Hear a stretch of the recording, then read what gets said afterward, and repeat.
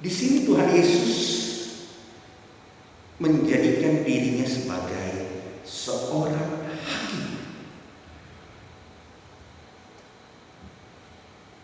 Walaupun ini para ahli Taurat, ini orang-orang Farisi, menghakimi ini perempuan yang berbuat zina. Mereka menjadi hakim atas ketidakadilan. Namun mereka berpikir mereka adil, harus memperlakukan hukum Musa. Tetapi kalau orang lebih teliti membaca firman, kalau orang lihat dalam budaya Yahudi, itu gestur tubuh dari Yesus Kristus itu ketika dia membungkuk, dia menulis di tanah, jari di tanah, itu menandakan gestur tubuh sebagai seorang hakim. Jadi hakim ketika misalnya dia duduk, habis itu dia menulis, habis itu dia berdiri, baru dia menyampaikan apa yang menjadi keputusannya. Jadi Tuhan Yesus mengambil posisi sebagai hakim, sehingga aura sebagai hakim dari Tuhan Yesus begitu kuat, membuat ini ahli Taurat dan orang-orang Farisi dorang dapat rasa bahwa dorang tidak layak untuk menjadi hakim karena ada hakim yang laku. Banyak orang bertanya-tanya, apa tuh Tuhan Yesus sudah tulis di tanah? Cuma ada yang tahu. Banyak yang bertanya-tanya. Ada yang bilang begini, oh Tuhan Yesus cuma asal-asal tulis, seolah-olah tidak peduli dengan apa yang terjadi. Sama dengan ketika orang kalau nyandak mau dengar, dia pegang HP, contoh saya sekarang pegang HP, aja pusing itu dia aja khotbah, pusing tak peduli. Itu kan sama dengan seolah-olah Tuhan Yesus tidak pusing dengan apa yang orang perkatakan.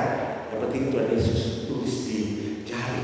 Apa yang dia tulis tidak perlu orang mencari tahu apa yang menjadi tulisan dari Tuhan Yesus ketika dia menulis di tanah dengan jarinya. Namun ada yang mengatakan Tuhan Yesus menulis satu-satu. Kalau orang lihat dari yang tertua sampai yang termuda, yang paling DP tuur lebih dulu. Nah ini nggak ada dosa, ini nggak ada dosa, yang ini nggak ada dosa. Tapi perlu waktu yang banyak. Ada juga yang mengatakan bahwa Tuhan Yesus 2 kali menulis di tanah. Itu sama dengan ketika Tuhan Allah menulis 2 loh batu. Orang masih ingat di Gunung Sinai menulis 2 loh batu. Kan hukum pertamanya, hubungan Allah dengan manusia, hubungan vertikal kan 4 hukum pertama. Baru 2 loh yang keduanya. Kan 2 kali kan Tuhan Yesus menulis jauh. Semacam ada bahasa mau mengatakan ini tangan Allah yang menulis kembali itu hukum Taurat. Karena 2 kali kan Tuhan Yesus menulis di tanah. Namun ada penafsir yang mengatakan bahwa Tuhan Yesus menulis apa? Apa yang dia tulis? Dia menulis Yeremia 22 ayat 29 dan 30. Hai negeri, dengarlah firman Tuhan. Negeri, orang tahu negeri itu apa? Tanah air. Tuhan Yesus mengatakan, hai tanah, dengarlah firman Tuhan.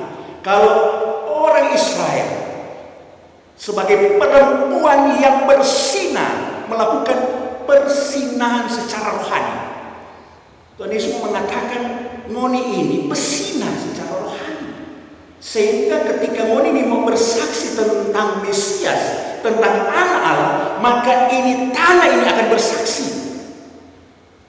Hai negeri, catatlah, tulislah. Ini nubuat Yeremia tentang kehancuran kerajaan Yehuda di akhir masa pemerintahan kerajaan Yoyakim. Setelah itu dibuang di Babel. Ini mau mengatakan kepada ahli Taurat, orang Farisi, bahwa Moni ini perempuan yang bersinar. Moni itu bikin persinahan secara rohani. Sehingga Tuhan Yesus mengatakan, Moni mau menghakimi ini perempuan. Tetapi Moni lupa. Moni penuh dengan dosa. Persinahan secara rohani. Baru apa tulisan yang kedua?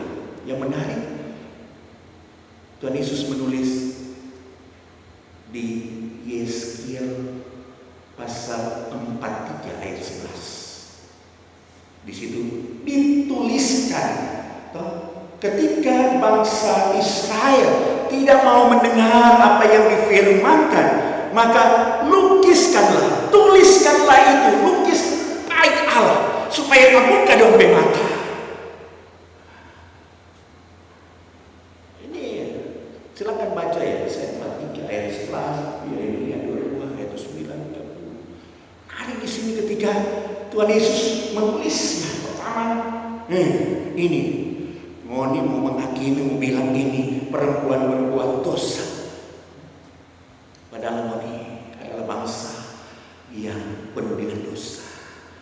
Sekalipun Moni ini mau bersaksi, tanah akan bersaksi, tanah akan mendengar, akan berbicara. Ini keras ini, sehingga orang ini bacaan firman ini yang Tuhan Yesus di tanah itu mau mengingatkan ketika mereka ada dalam perayaan hari raya, dan di saat dibaca ini firman ini, mereka merasakan bahwa mereka penuh dengan dosa. Karena itu orang malu sama dia tak pun begitu keras. Karena memang kan orang memiliki rencana untuk menjubah Tuhan Yesus, tetapi Tuhan Yesus melawan firman. Tuhan Yesus bilang, Moni mau bilang hukum Musa, sedangkan Moni cuma ada bawa ini perempuan, mana nih laki-laki? Kalau bicara hukum Musa, mesti itu laki-laki juga harus diseret, harus meminta pertanggungjawaban, bukan cuma perempuan. Tuhan Yesus mengatakan jangan bicara tentang keadilan untuk menghukum seseorang, tetapi tidak berbelas kasihan.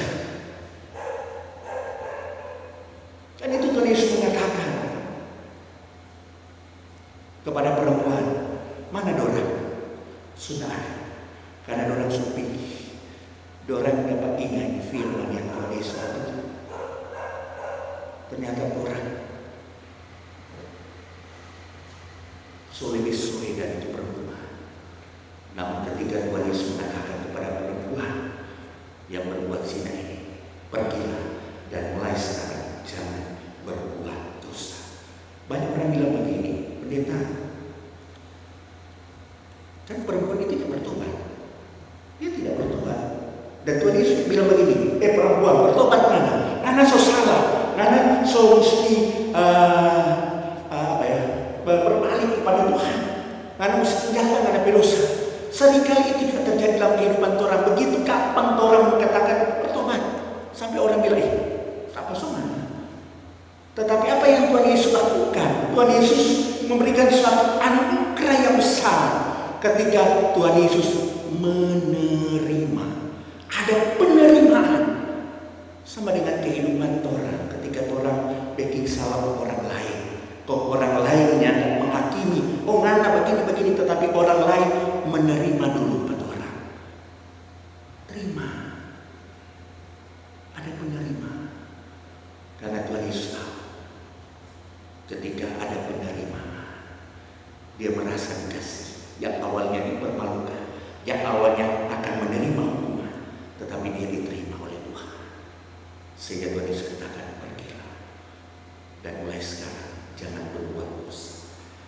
Itulah kasih karunia Tuhan yang menyelamatkan. Bukan meminta langsung bertobat, tetapi Tuhan Yesus merasakan apa yang menjadi pergumulan dari perempuan itu. Karena itu ketika orang ada dalam perbuatan dosa, ketika orang diterima oleh Tuhan. Tuhan masih menerima setiap apa yang orang lakukan.